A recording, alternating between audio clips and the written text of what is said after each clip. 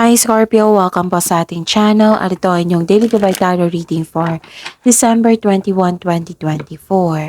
Please be reminded kung naka-resonate kayo, comment down. Kung hindi kayo naka-resonate, ibigay niyo po sa iba kasi channel reading po ito. This is for you Scorpio ngayon December 21, 2024.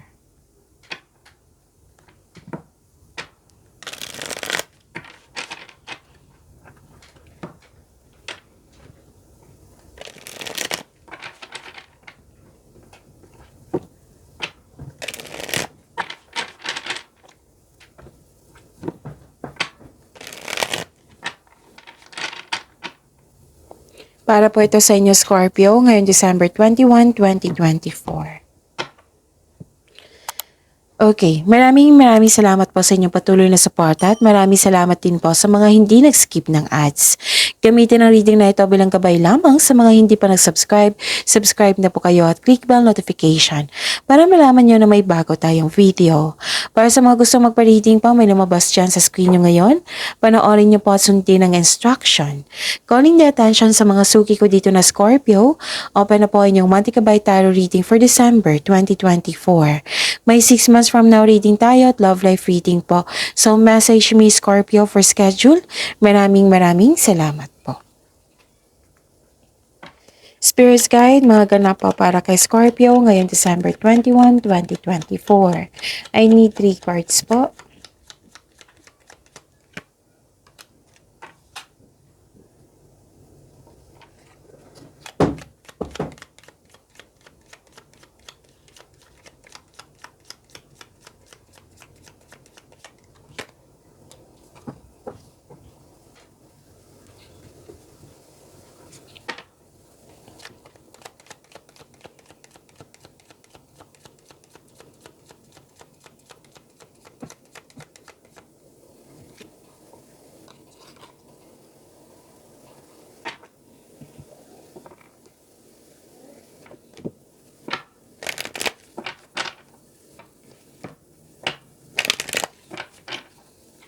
Spirits Guide, mga mensahe pa para kay Scorpio ngayong December 21, 2024.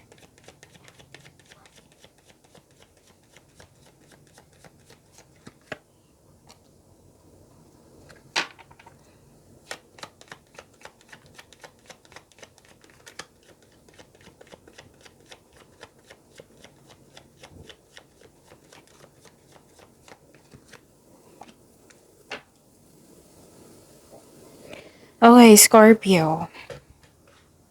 Nakikita ko po dito na may nagmamasid, nag-spy sa'yo, nag-o-observe sa'yo. Mahilig tong magmanipula, mahilig po siyang, yung mabilis siyang mag-react. Nag-o-observe siya sa'yo, nag-spy siya sa'yo, may gusto siyang kunin sa'yo. Mag-ingat kayo sa kanya. Miss Jav, sino ito? Usually, yan yung mga tanong eh.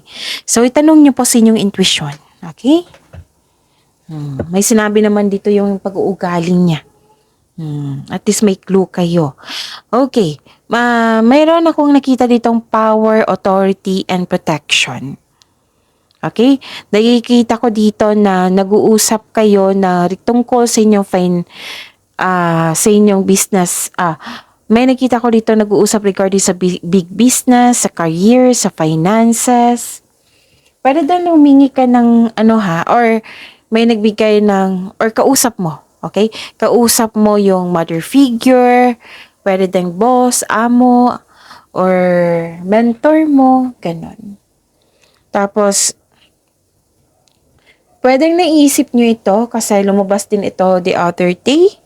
I think, kung hindi ako nagkakamali, na may loss of connection sa isang tao. Itong taong ito ay sinisiraan ka. Pwede nagkaroon na kayo ng loss of connection nito. Hindi na kayo nagkibuan, wala na kayong connection, na nagbigay ito ng anxiety sa iyo or worry. Tapos, ingatan din yung mga importanteng bagay-bagay dyan. Like, for example, money. Pwedeng nagasta, nawala, kinuha, na-damage, or ninakaw. Pwede, oo. Tapos, yun. Basta may naisip kayong nawala. Nawala ang koneksyon, nawala ang pagkakataon, nawala ang bagay, ganun. Na nag-cause sa iyo ng, na-worried ka dito or nasaktan, na nagkaroon ng anxiety. So, ang sabi ng card dito, your commitment is being tested. It might be this is temptation. Okay, so mag-ingat. And look at the bigger picture. Spirits guide, energy po ni Scorpio ngayong December 21, 2024.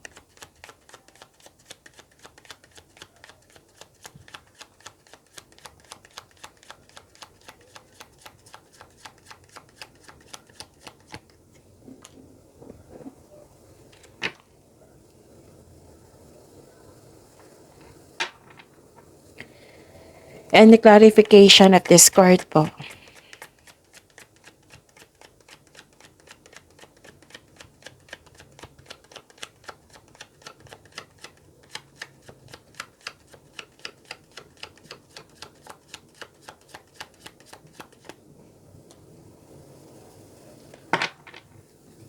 Okay, Scorpio, napanood nyo na ba yung 2025 tarot reading nyo po?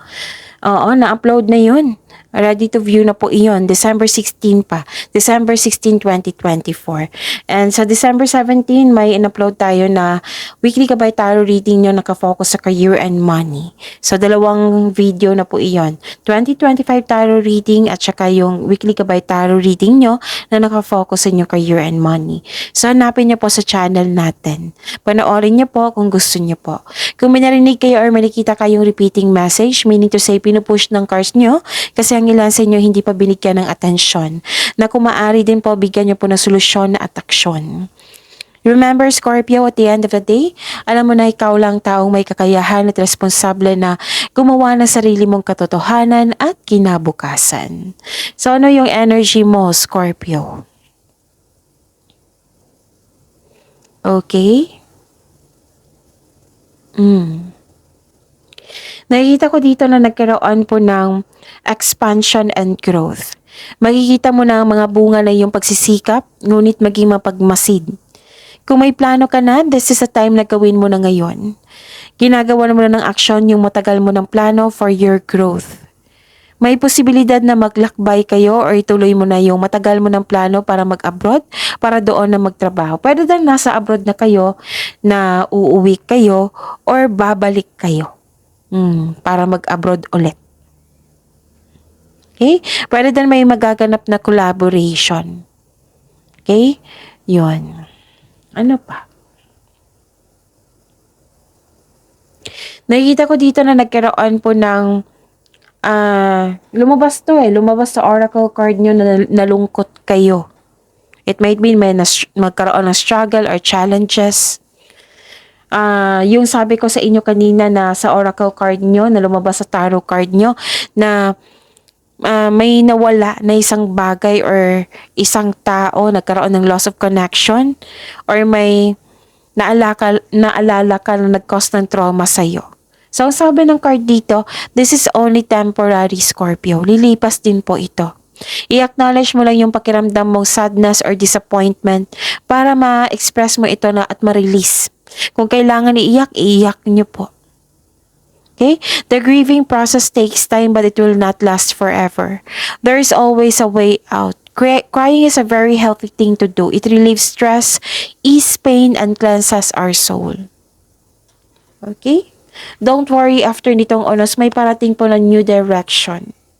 Okay? Magtiwala po. Spirits guide.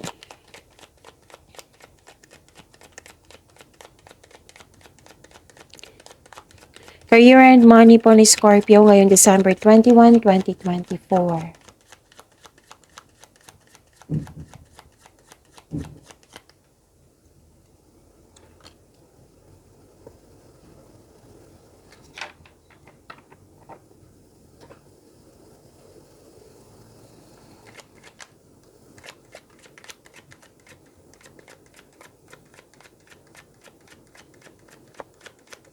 The clarification of this card po.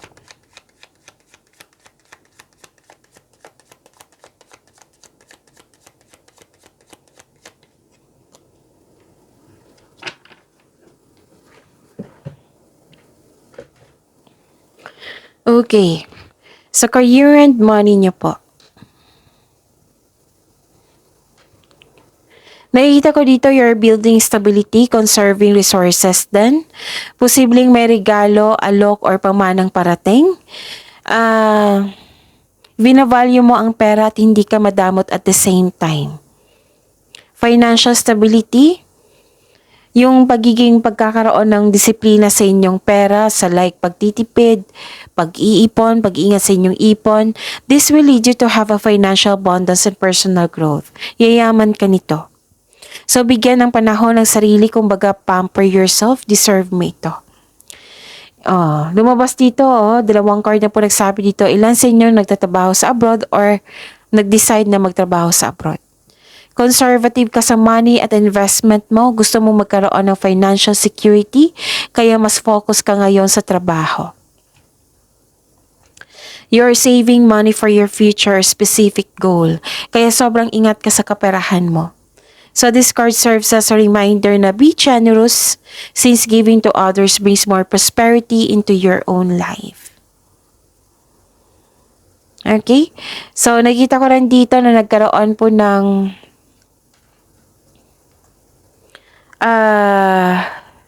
nahirapan kayo magtiwala sa isang tao or nagkaroon ng isolation, yung gusto nyo mapag-isa. Pero gusto nyo actually no, gusto nyo mapag-isa, oo. Pero gusto nyo may kausap. Gusto nyo may kausap. So, ang sabi ng card dito, the advice is, it's time to reach out for support and connection. Okay? Pwede doon na gusto mo, kausapin mo yung intuition mo. Kasi malalim ang iniisip mo kanina pa ito. Nagkaroon ng isolation. Yung gusto nyo mapag-isa para makapag-isip ng mabuti. Okay? Spirits guide, love life, self-love, partnership, and romance ni Scorpio ngayon December 21, 2024.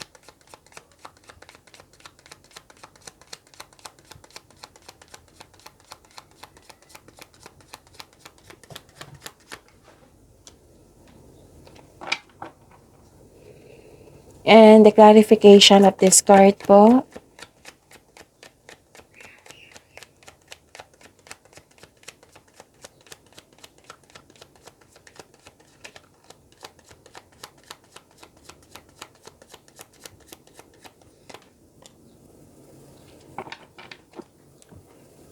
Okay. Maraming salamat po sa patuloy na tiwala, suporta sa ating channel. At maraming salamat din po sa mga hindi nag-skip ng ads.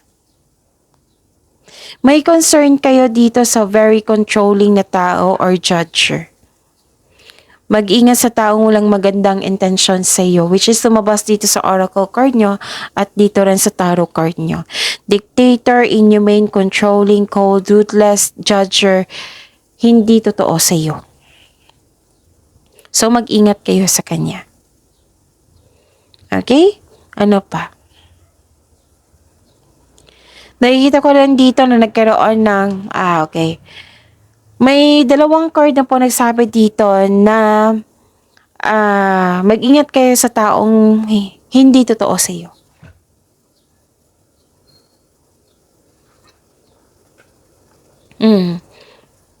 May nakita ko dito na taong nag-o-observe sa iyo. Lumabas siya, 'di ba? Sa oracle card nyo at dito sa tarot card nyo. May tao ako nakita dito na pinagmamasdan kanya pero ayaw niyang mag-make move. Mag-ingat sa taong may inggit kasi nag-spy siya sa iyo. May tao dito na hindi madaling kausap or matigas ang kanyang ulo, ayaw makinig, mahirap kausap. May sitwasyon na masakit sa ulo. May tao na may dalang chismis or balita. Alamin niyo muna, fact check kayo. Fact check kayo kung totoo ba yan or hindi. Kasi sayang naman kung naniwala kayo agad tapos at the end of the day, hindi pala totoo, di ba? So, alamin niyo muna kung totoo ba yan or hindi. Okay? So, yun. May naging defensive dito. Nakikita ko. Okay, ano pa? Hmm. Naging emotional kayo ngayon, Scorpio. Okay. Tingnan natin ha. Nakikita ko dito na parang nalungkot kayo regarding sa isang tao na hindi nagbigay ng magandang intention sa iyo. Nangyari na to sa nakaraan hindi ka maka-let go. So, ano yung gagawin mo? You have to let it go. Oo, let this past go. At tumira kayo. Mag-focus kayo sa present. Live in the present. Okay? Para may better outcome tayo para may better outcome sa future. Look at the bigger picture, yung priorities in life. Yan yung isipin nyo. Parang may halong pagsisisi dito So you have to process this kind of emotions. Kailangan. Pero magtiwala po kasi ang sabi ng card nyo dito, temporary lang ito. Lilipas din po ito. Kailangan, parang gusto mo ng pag-aalaga sa inyong sarili, sa inyong career, sa career and money, sa inyong relasyon, na parang may failure ako nakikita dito at nagsisisi ka. So, yung 'di ba, tapos na yan. May makukuha kang, ano tawag dito? May makukuha kang wisdom message dyan sa mga nangyari sa nakaraan. Learn from the past and feeling hopeful for the future. Okay? So, kung may pagsisisi, kung may pagkakamali noon na nagsisisi kayo, so try your best ngayon. Okay? Para magkaroon ng better outcome. Galingan nyo ngayon. Iwan nyo na po yun yung nakaraan. Kasi hindi yan existing So, like for example lang po ito example lang po ito. May 'di ba na nagkaroon ka ng loss of connection sa isang tao nang dahil sa sinisiraan kanya, nang dahil sa binigay mo yung buong buo sa kanya, yung tiwala sa kanya. Pwede yung tinanggap mo agad, kahit nagkamali siya, tinanggap mo agad, tapos walang pagbabago. Ganun pa rin. Hanggang sa nagkaroon ng loss of connection. Tapos, next time, kung may parating sa inyo, kilalanin nyo ng mabuti. Syempre, hindi naman pwede na kayo lang mag-adjust. So, kailangan nyo din mag-adjust. Baka may kailangan adjustment sa pag-uugali, ganun. Basta, wag nyong dalhin yung pagkakamali dito sa present. Okay? So, you have to move forward. You have to accept the fact na nangyari na ito at kunin mo lang yung learnings po sa nakaraan. And move forward po. I-prion nyo para may accomplishment kayo next. It might be nag-iisip kayo sa mga nangyari ngayong 2024. Nag-iisip kayo sa mga nangyari, kung ano ba kailangan baguhin, kung ano ba yung natutunan mo, ganun. Okay? So, wag niyong hayaan na maging mas malungkot kayo. Kasi tapos na yun Nakikita ko dito naging malungkot kayo sa mga nangyari. Oo, pero you have to move forward. Galingan nyo na next time. Forgive yourself also. Forgive the situation. Kailangan ng acceptance dito, surrender, let go, and move forward para magkaroon ng healing. Kailangan mo kahit sabi mo sa sarili mo, gusto ko mapag-isa, ayoko nang may kausap. Pero nakikita ko dito gusto mong may kausap. Gusto mong may connection para ma-express mo itong mga nararamdaman mo. Okay? So yan, pag-imanin niyo po yung blessings sa binigay sa inyo, Scorpio. See you tomorrow. Please like, subscribe, and click the button for notification para updated po kayo sa daily tarot reading natin. Maraming salamat.